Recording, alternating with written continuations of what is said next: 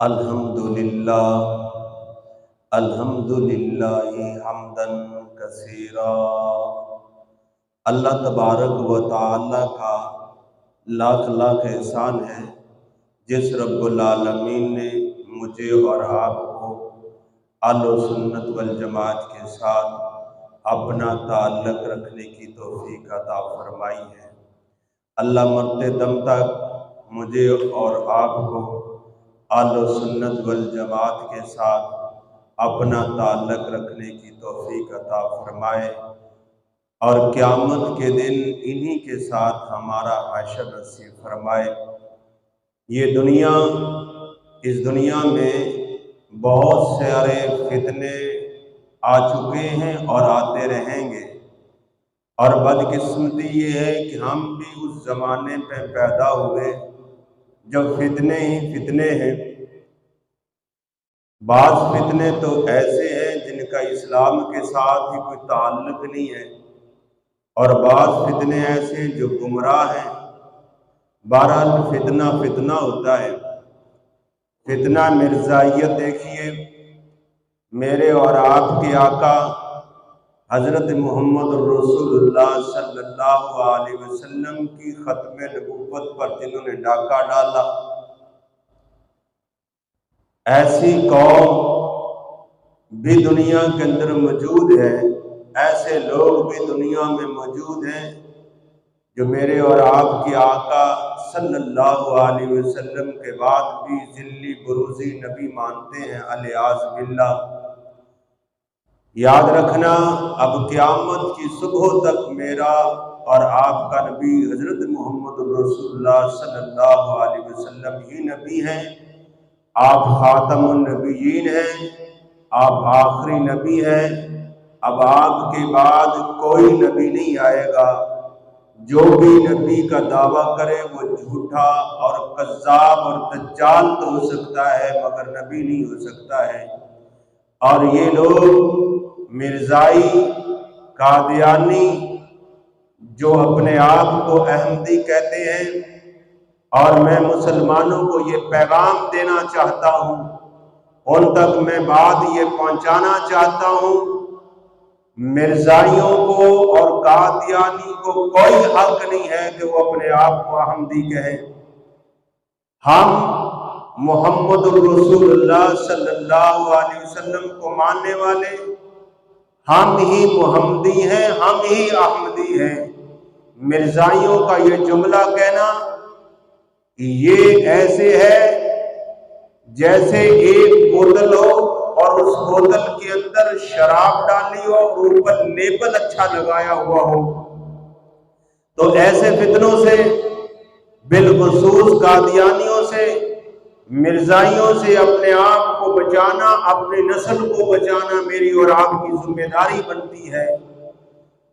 اور اسی کے ساتھ ساتھ ایسے بھی فتنے دنیا میں ہیں، کسی نے اہل بیت کا نام لے کر مسلمانوں کے عقائد و نظریات کا انکار کر دیا، کسی نے اہل بیت کا نام لے کر صحابہ اکرام کی مقدس جماعت کا انکار کیا، اور کسی نے توحید کا نام لے کر امت کے اجماعی مسائل کا انکار کر دیا، اور کسی نے قرآن و حدیث کا نام لے کر امت کے وہ مسائل جو قرآن و سنت سے ثابت ہے ان کا انکار کر دیا، کسی نے قرآن کا نام لے کر حدیث کا انکار کر دیا، کسی نے تصوف کا نام لے کر، کسی نے اہل بیت اہل اللہ کا نام لے کر کرامات کا انکار کر دیا۔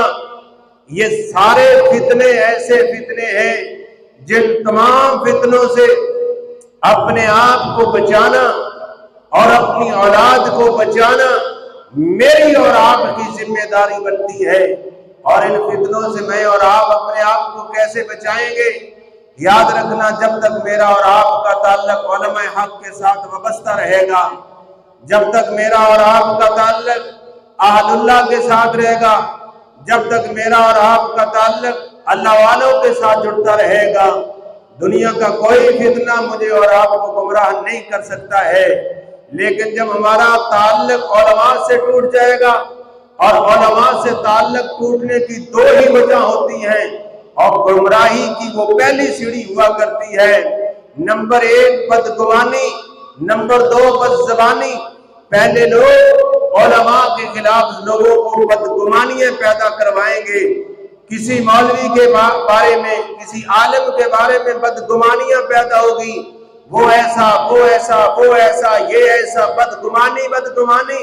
اور جب بدگمانیاں بڑھ جاتی ہیں پھر بدزبانی شروع ہو جاتی ہے، اور جب بدزبانی شروع ہو جائے سمجھ لیجئے کہ یہ بندہ اب پہلی سیڑھی پر اس نے قدم رکھ لیا ہے، اب یہ گمراہی کی منزلیں طے کرتا جائے گا۔ اس لیے اپنی زبان کو بھی علماء کے بارے میں غلط استعمال نہیں کرنا، اپنے دماغ کو بھی علماء کے خلاف غلط استعمال نہیں کرنا۔ اگر میں اور آپ چاہتے ہیں کہ میری اور آپ کی نسل اہل اللہ اور اللہ والوں کے ساتھ جڑتی رہے، میرا اور آپ کا خاتمہ ایمان پہ ہو، میرا اور آپ کا آخرت والی منزلیں آسان ہو، تو یاد رکھنا علماء کے خلاف کبھی بدزبانی اور بدگمانی نہ کرنا۔ اگر علماء کے خلاف، مدارس والوں کے خلاف، مساجد والوں کے خلاف بدزبانی اور بدگمانی کرنی شروع کر دی تو سمجھ لیجئے ہمارے گھروں سے دین نکل جائے گا، ہمارے ڈیروں سے دین نکل جائے گا، ہماری چار دیواریوں سے دین نکل جائے گا۔